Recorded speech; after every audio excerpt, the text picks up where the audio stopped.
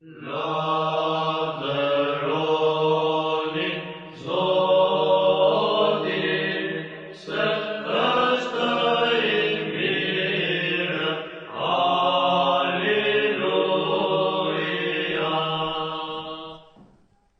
që do të mbajmë sot është kurorshkelja ose tradhtia bashkërtore, mëkati i madh dhe i vdekshëm.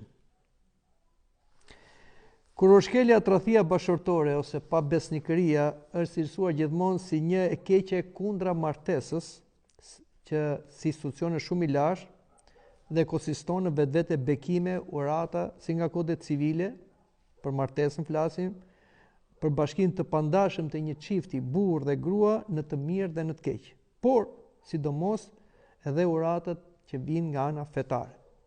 Tradhtia bashkërtore konsiderohet akti i lidhjes me dikë që nuk është bashorti i dikujt, si një palë e tretë që futen në mes të të dyve, pra të çiftit.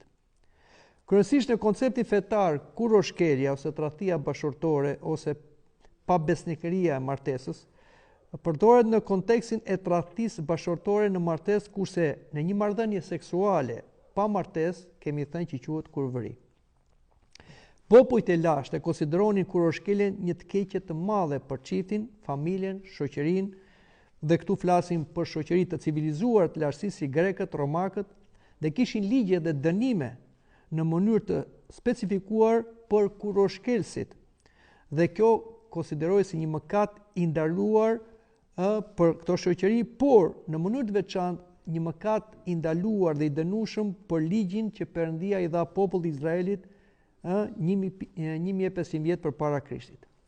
Kemi shumë pjesë nga Bibla në Dhjatën e Vjetër që në mënyrë konsistente e ndalon kurorshkeljen. Shikoni çfarë thuhet tek Dalja, tek libri i Daljes: nuk do shkelësh besnikërinë bashkëshortore. Po ashtu përsëritet edhe te ligji i përtërirë.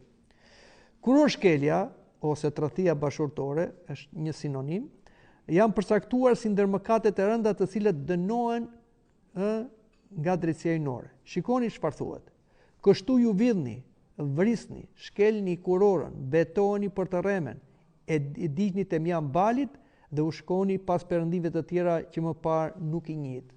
Dhe këto i thot profeti Jeremia duke akuzuar izraelitët për disa mëkate, dhe një ndër këto mëkate ishte dhe kurorshkelja. Kështu unë do t'ju afrohem për gjykim dhe do t'jem një dëshmimtar i gatshëm kundër magjistarëve, kundër shkelësve të kurorës, kundër atyre që bëjnë betime të rreme, kundër atyre që vjedhin mëditjen e punëtorëve, që shtypin të vend dhe jetimin, që dëbojnë, të huajnë dhe nuk kanë frikë, thot Zoti i ushtrive. Pra, Zoti dënon si mëkat të rënd krahas mëkateve tjera dhe kurorshkelësit. Dhe këtu po flasim për Dhjatën e Vjetër. Sipas ligjit të Mojsiut, kurorshkelja merret në një përcaktim të kufizuar. Ajo konsiderohet jo thjesht një akt moral, por është akti që dhunon përkatësinë e një gruaje ndaj burrit ose të fejuarit të saj, dhe pra është një grabitje e gruas së tjetrit dhe të fejuarës së tjetrit, dhe meritonte dënime maksimale me vdekje me lapidim, domethënë me vrasje me gur, si për shkelsin ashtu dhe për shkelsen e kurorës. Tek Levitiku ishin të mirë përcaktuara të gjitha rastet e shkeljes të kurorës kur ishin fajtor të dy, burri dhe gruaja, ose kishte raste që ishte vetëm burri përdhunues. Shikoni çfarë na thuhet: në rast se ndonjëherë shkel kurorën me gruan e një tjetri, në qoftë se shkel kurorën me gruan e fqinjit të tij, shkelsi dhe shkelsja e kurorës do dënohen me vdekje. E kemi tek Levitiku kapitulli 20 vargu 10. Vazhdon prapë në një rast tjetër: në rast se një burr gjendet në shtrat me një grua të martuar, do të vriten që të dy, si burri që ka rënë me gruan dhe gruaja, kështu do shkulësh të keqen nga gjiri i Izraelit. Ku një vajzë e vegër është e fejuar dhe një burr e gjen në qytet dhe bie në shtrat me të, që të dy do të çonin në portën e atij qyteti dhe do t'i vrisin me gur, dhe ata do të vdesin. Vajza, sepse ndose ishte në qytet, nuk bërtiti, dhe burri, sepse ka shneruar gruan e të afërmit të tij. Kështu do ta shkulësh të keqen nga gjeri yt. E kemi te libri i Deuteronomit. Pra, tu na tregohet për disa ligje specifike që kishte populli i Izraelit, Dhjatës Vjetër, dhe për raste të përcaktuara mirë kur dënoheshin me lapidim ose me vdekje me gur kurorshkëlësit, si burri dhe gruaja. Ose gruaja dhe fejuara ishin në një status në atë kohë. Po në rast se burri gjen një vajzë të fejuar në arën e dhunon dhe shtrihet me të, atëherë do të vritet vetëm burri që është shtrirë me të, por nuk do t'i bësh asgjë vajzës. Kjo nuk ka asnjë mëkat që meriton vdekjen, sepse ky rast është si ai kur një njeri ngrihet kundër të afërmit të tij dhe e vret, në fakt ai e gjeti në arë. Vajza e fejuar ka bërtitur, por nuk ishte njeri që ta shpëtonte. Pra kemi një përjashtim sipas ligjit, kur një vajzë përdhunohesh nga një burr në arë, pra larg qytetit, në këtë rast dënoi vetëm burri, sepse vajza presupozoi që ka kundërshtuar, ka bërtitur, por askush nuk e ka dëgjuar dhe ta ndihmoi. Në rast se një burr gjen një vajzë të virgjë që nuk është e fejuar, e merr dhe bie në shtrat me të dhe kapet në flagrancë, burri që shtrihet me të do t'i jap atit të vajzës 50 sikla argjendi dhe ai do të bëhet bashortja e tij, sepse e ka shneruar dhe nuk mund ta përzej sa të jetë gjallë. Është ligji i përtërir. Ligji i dhjatës së vjetër gjithashtu kërkon të ndalojë lakmin, që është shkaku i kurorshkeljes dhe i kurvërisë. Prandaj në porosinë e 10 të Dekalogut, pra duhet dini se Perëndia i dha popullit Izraelit 10 porosi, që është edhe struktura e ligjit moral edhe për ne të krishterët, në porosinë e 10 thuhet: nuk do të dëshirosh, lakmosh pra, shtëpinë e të afërmit tënd, nuk do të dëshirosh lakmosh gruan e të afërmit tënd, as shërbëtorin e tij, as lopën, as gomarin e tij, as një tjetër që është e të afërmit tënd.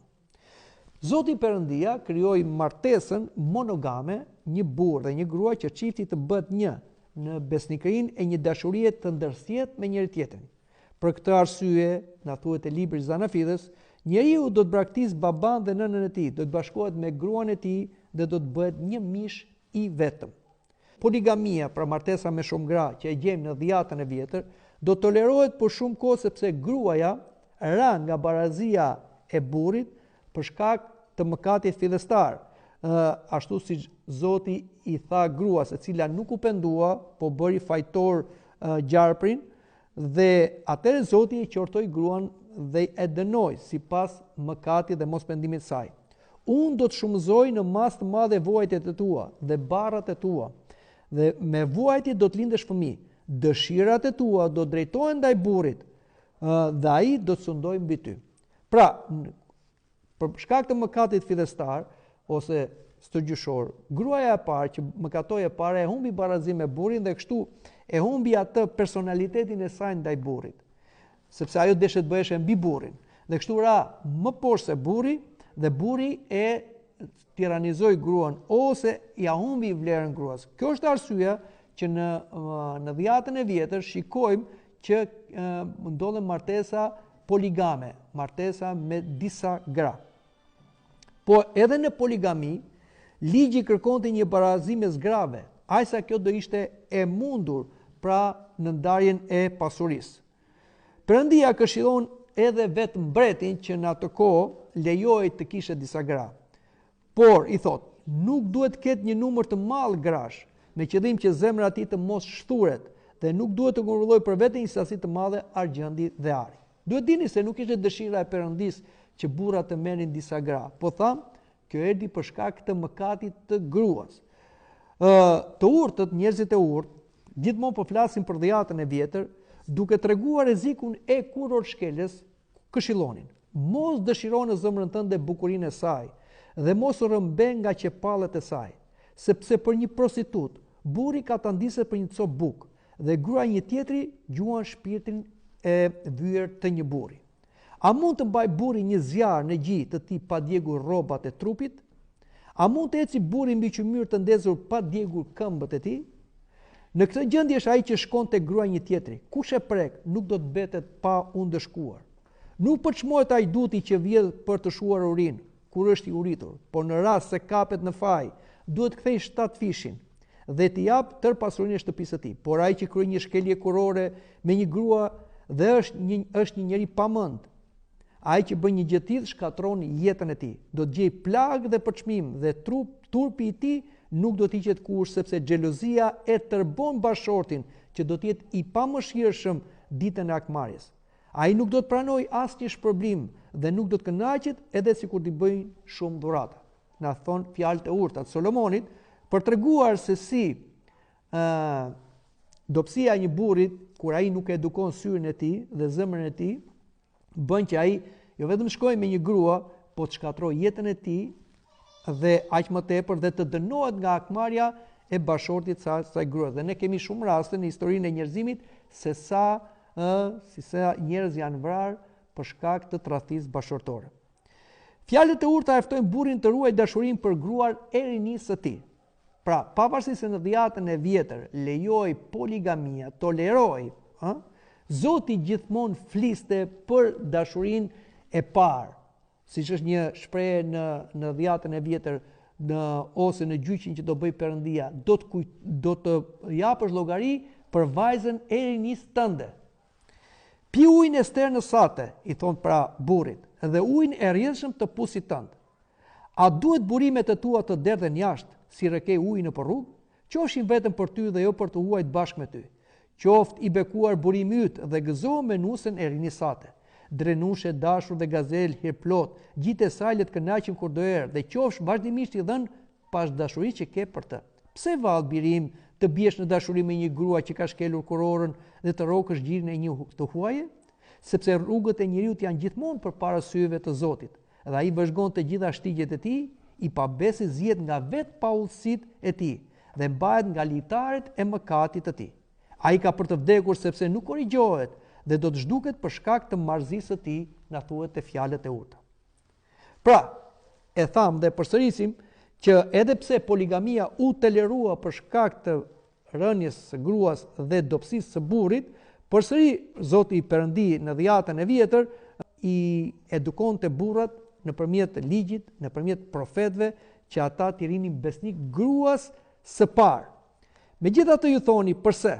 Sepse Zoti është dëshmimtar midis teje dhe bashkësortes së rinisate, ndaj së cilës je sjell me pabesi, ndonse ajo është shoqja jote dhe bashorte e beslidhjes sate, na thuhet tek profeti Malakia. Përveç kuroshkeljes, ishte ndaluar dhe dënoi moralisht edhe shoqërimi me prostituta, sado që kjo nuk e bën burrin kuroshkelës, sepse dhe në atë kohë, dhe në këtë kohë, fatkeqësisht prostitucioni ka qenë një nga profesionet më të lashta dhe ka qenë i organizuar në këto shoqëri. Edhe në Izrael kishte prostituta. Por, pavarësisht se burrat mund të justifikoheshin që unë nuk thyej kurorën, pra nuk shkoj me gruan e një burri tjetër, pra nuk prish një familje, dhe shkoj me një prostitut, shikoni çfarë thuhet tek fjalët e urta. Se prostituta është një grop e thellë dhe grua e tjetër kujt një pus i ngushtë. Pra, si vajtja me prostituta, edhe vajtja me një grua, të dyja janë gropa, por ajo me vajtje me një grua dhe duke prishur një familje tjetër, është një grop e ngushtë që ti nuk del dot më prej ande, sepse tham ke pasoja nga akmarrja e burrit xhelos. Ligji dhe profetët e dënojnë ashpër mëkatin e kuroshkeljes, por ky mëkat do të trajtohet përsëri përfundimisht nga vetë Zoti Jezu Krisht, biri dhe fjala e Perëndis, i cili u bë biri i njeriut dhe erdhi të përmbushi ligjin në veten e tij dhe interpretoi sakt frymën e ligjit, dhe vetë Krishti ishte shumë konsistent duke përmbushur ligjin dhe duke interpretuar ligjin kundër mëkatit të kuroshkeljes. Krishti e vendosi martesën me detyrimin e besnikërisë vetëm ndaj një bashorti dhe ndaj një bashorte. Do me thënë, nga poligami në monogami. Dhe Krishti e kthevi martesën ashtu siç ishte në fillim. Një Adam, një Evë, një burr dhe grua. Duhet dini se poligamia e parë është bërë nga fisi i Kamit, i cili ishte një fis i mallkuar, dhe ishte Lameku që vinte nga fisi i Kamit që mori 2 gra.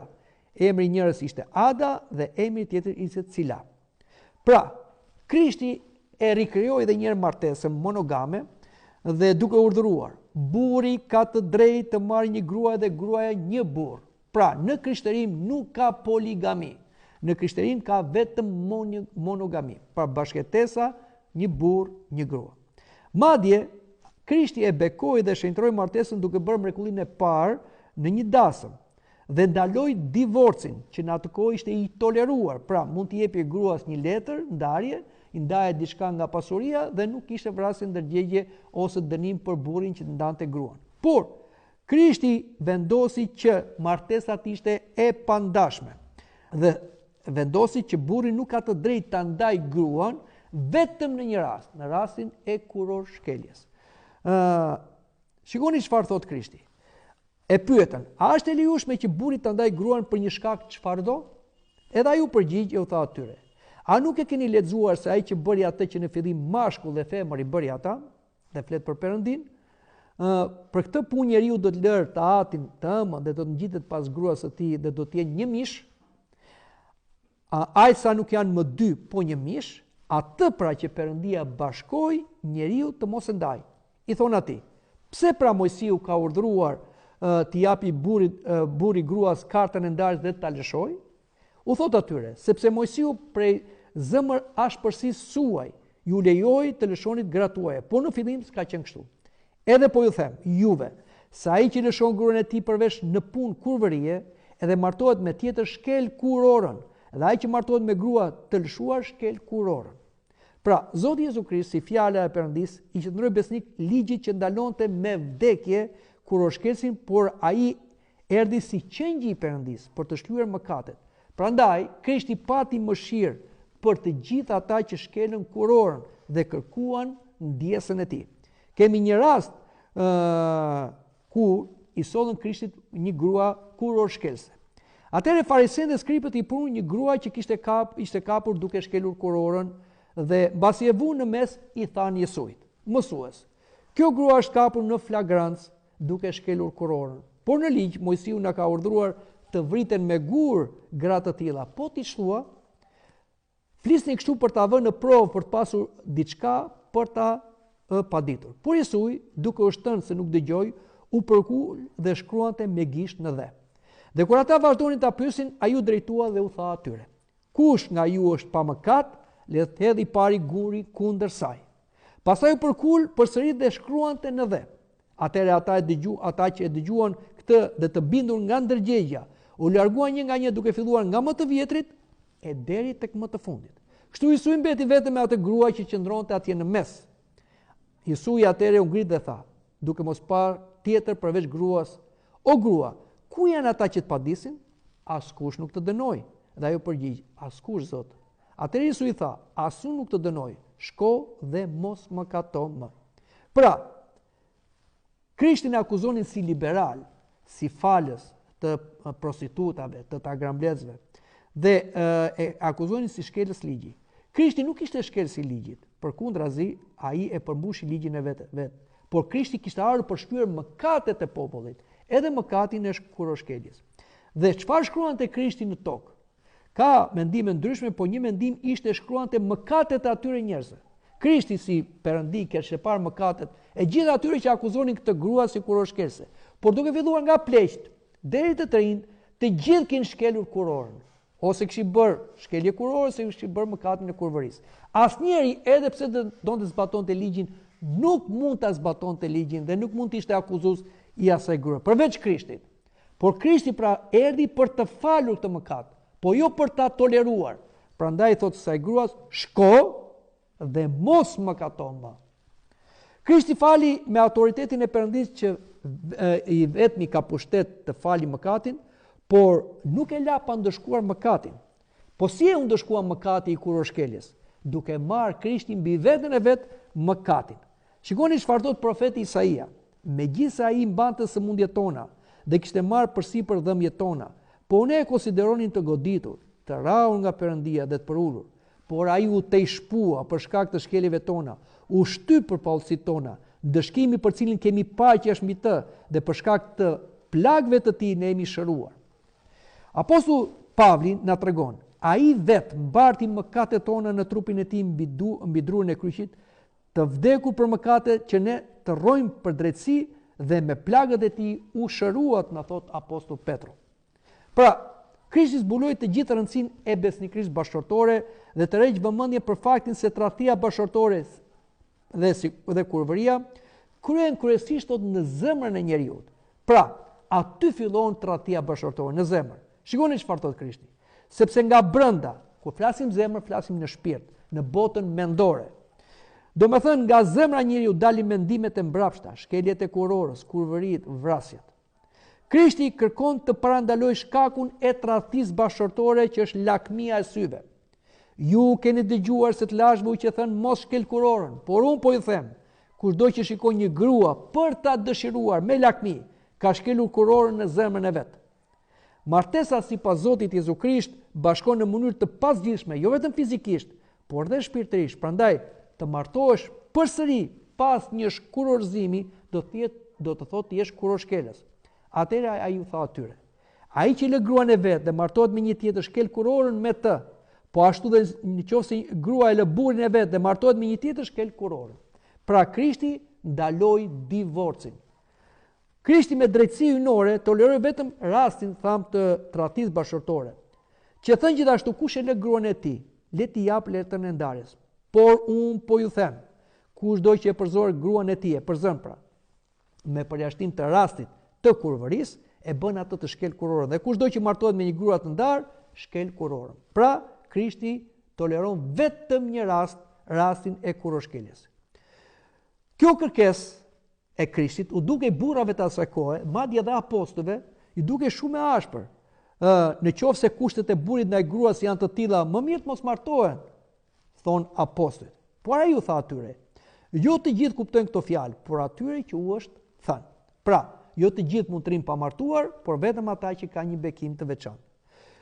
Kur apostujt burra do ta kuptonin rëndësinë e martesës dhe shenjtërinë e saj, do të mësonin më pas që burrat dhe gratë kudo në të gjithë botën të mos bënin kurorshkelje, sepse jo vetëm do dënoheshin në këtë jetë, por do të përjashtoheshin dhe nga mbretëria e Perëndisë. Shikoni çfarë thot apostulli Pavli: mos u gënjeni as kurvarët, as idhujtarët, as shkelësit e kurorës, as të zhburruarit, as homoseksualët, as vjedhësit, as lakmuesit, as pianecët, as përqesit, as grabitësit, nuk do të trashëgojnë mbretërinë e Perëndisë. Pra, në këtë kategori mëkatarësh futen dhe kurorshkelësit dhe kurvuruesit.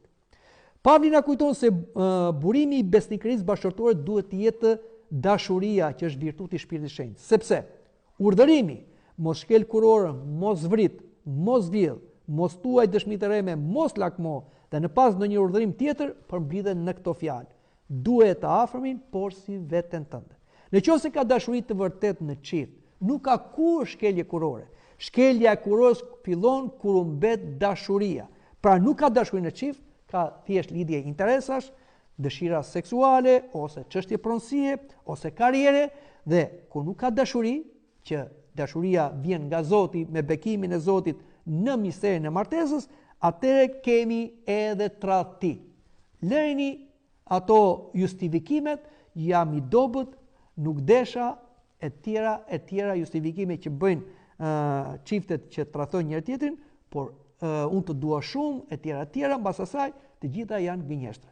Kur ti dashuron me të vërtet, nuk mund t'i bësh keq tjetrit dhe nuk mund ta thyesh kurorën ose të prishësh lidhjen martësore.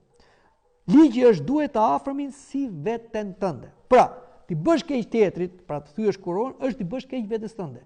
Në qoftë se ti nuk do t'i bësh keq vetes tënde, pse i bën keq gruas ose e kundërta burrit? Kjo tregon që ti nuk ke dashuri. Pra, dashuria e sinqertë dhe jo me epsh do të më njanoj përlyerjen e shenjtërisë së martesës me kurorshkelje. Martesa të nderohet nga të gjithë dhe shtrati martesor i pa përlyer, sepse Perëndia do të gjykojë kurvarët dhe kurorshkelësit, thot apostulli Pavli në letrën e drejtuar Hebrejve. Duhet të kemi parasysh se ka dy lloj kurorshkelje, por nuk do ta zgjerojmë atë temë. Kemi kurorshkelje fizike, kemi dhe kurorshkelje shpirtërore, ose kurvëri fizike, kurvëri shpirtërore.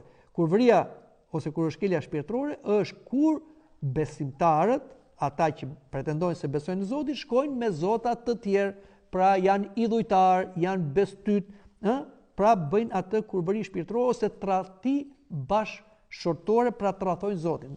Do dini se shpirti jon i besimtarit është i fejuar me Krishtin, siç ka ndodhur në misterin e mjerosis, pra ke marrë shpirtin e Krishtit. Dhe gjithë jeta jon është një besnikëri ndaj Krishtit.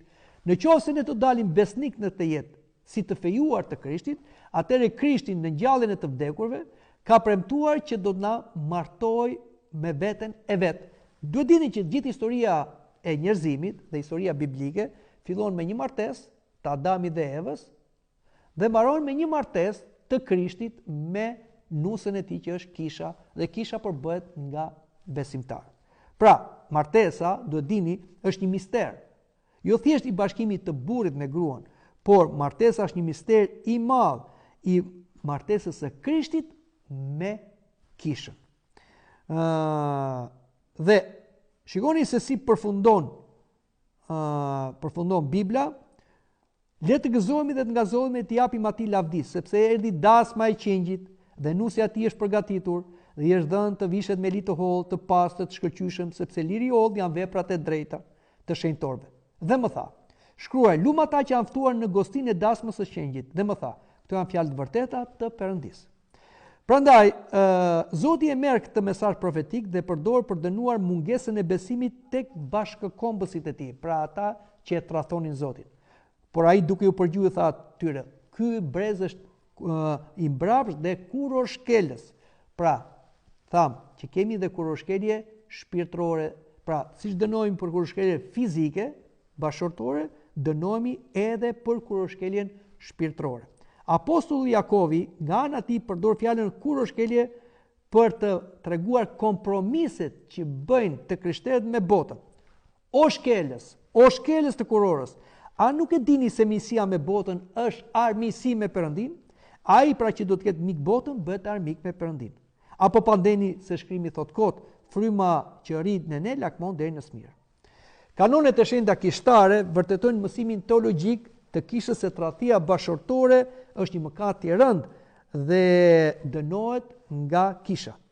Me tradhtim bashkëtorë në vend të reciprocitetit vendoset kënaqësia egoiste dhe thyet baza e unitetit të dy bashkëtorëve. Kanonet e shenjta mbrojnë dhe nxjerrin në pa pasgjithshmërinë e martesës, e cila u themelua nga vetë Krishti. Dhe kemi vetëm një rast ku tolerohet martesa, ose lejohet të prishet lidhja martesore në kish, rastin e kurorshkeljes. Shën Agustini shkroi në librin e tij, e mira e martesës, se tradhtia bashkëtorë është një ofendim aq i rënd sa konsiderohet një far kuptimi një lloj sakrilegji, pra që bëhet kundër Zotit. Shon Johan Gojarti, një tjetër ati shenjtë, shkroi, ju keni dëgjuar se të lashve u që thënë mos shkel kurorën, por unë po i them dhe përmend fjalët e Krishtit. Kushdo që shikon një grua për të dëshiruar, ka shkelur kurorën në zemrën e vet.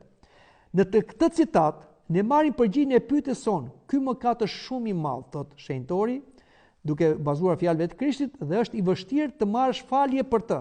Megjithatë, pavarësisht nga rëndësia e mëkatit, krishterimi mëson gjithashtu se falja është e mundur për ata që pendohen dhe kërkojnë atë. Nëse rrëfejmë mëkatet tona, ai është besnik dhe i drejtë për na falur mëkatet tona dhe për na pastruar nga çdo pautësi, na thot Shën Johani në letrën e tij. Kisha ortodokse mëson se falja në këtë mëkat të vdekshëm mund të jepet atyre që pendohen me të vërtetë dhe kërkojnë pajtimin e Perëndisë dhe bashortin ose bashortin e tyre. Martesa është e shenjtë dhe nuk duhet ndahet. Madje edhe kur çifti ka tradhtuar njëri tjetrin, kisha këshillon që martesa mos prishet. Ata duhet pendohen si njëri ose tjetri dhe t'i kërkojnë falje Perëndisë, t'i kërkojnë falje njëri tjetrit dhe është e mira që të vazhdohet kjo martesë, sepse Zoti nuk do ta prish martesën. Por Zoti nuk e detyron një bashkëshort i cili nuk mund ta superojë dot më tradhtim bashkëtorë të personit tjetër. Kështu që e toleron, e lejon që ai ta zgjidhë martesën. Por gjithmonë kisha frymëzon në faljen.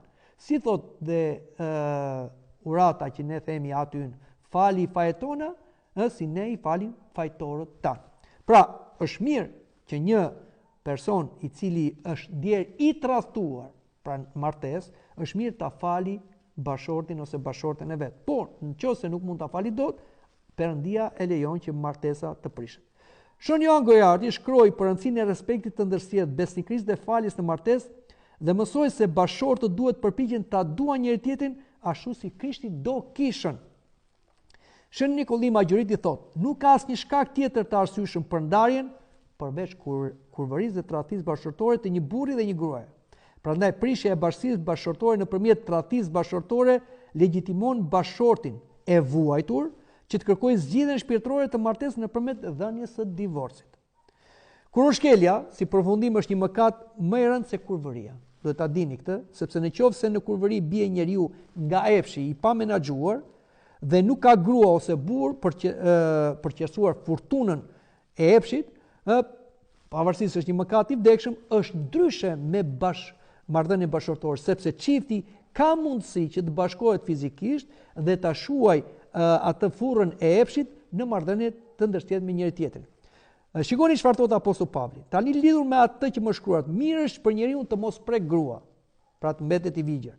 Po për shkak të kurvërimit, secilit ketë gruan e vet dhe secila grua burrin e vet.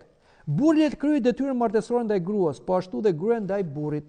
Gruaja nuk ka pushtet mbi trupin e vet, por burri. Gjithashtu burri nuk ka pushtet mbi trupin e vet, por gruaja. Mos ja privoni njëri tjetrit vetëm në rastin e marrëvesh, por në një farë kohe që t'i kushtoni agjërimit dhe lutjes dhe përsëri e ani bashkë që të mos ju të ndojë satanaj për shkak të mungesës së vetë kontrollit tuaj.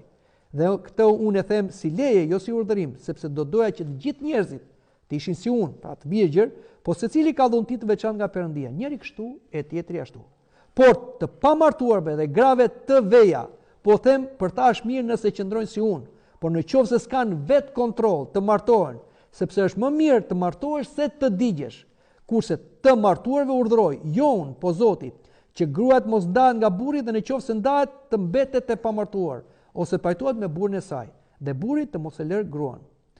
Mëkati i vdekshëm i kurorshkeljes që bëhet nga lakmia dhe është shkelje e ligjit Perëndis, i cili thot, mos lakmo gruan e tjetrit. Nëse nuk shlyhet në këtë jetë me misterin e pagëzimit ose me misterin e pendimit rrëfimit në kishën katolike, apostolike, ortodokse, edhe sikur vetëm një herë në jetë të kesh gabuar, pra të ke kryer një marrëdhënie jashtëmartësore, por edhe tradhti bashkëshortore dhe nuk je pagëzuar ose nuk e ke rrëfyer si mëkat, mjafton të shkosh në ferr dhe të vuash përjetësisht.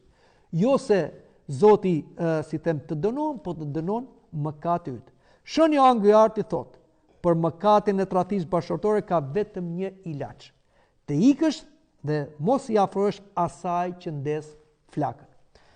Mendoj që këtu ta mbyllim këtë temë, e cila është një temë aktuale dhe fatkeqësisht sot njerëzit janë bërë shumë liberal si shoqëri dhe edhe bashkëjetesën që e cilësojmë kurvëri e quajnë gjë të zakonshme, madje edhe tradhtim bashkëshortore sot e quajnë të zakonshme, një lloj trendi që bashkëshortët dhe bashkëshortët marrin më mirë kuptim njëri tjetrin, secili mund të bëjë jetën e tij të lirë, boll që ata kanë një familje, kanë fëmijë të përbashkët, kanë një biznes të përbashkët dhe asgjë. Kjo është një gjë shumë e gabuar, sepse mëkati i kurorshkeljes është mëkat i vdekshëm. Ndan jo vetëm çiftin, por të ndan edhe nga Zoti. Prandaj duhet që ky mëkat mos u kryet kurrë, por nëse u krye për shkak të dobësisë njerëzore të falet me pagëzim ose me pendim rrëfim. Ndryshe, ky mëkat mbetet përjetësisht te njeriu dhe njeriu vetëm për këtë mëkat dënohet përjetësisht në ferr. Zoti na ruajt nga një gjë e tillë. Amin.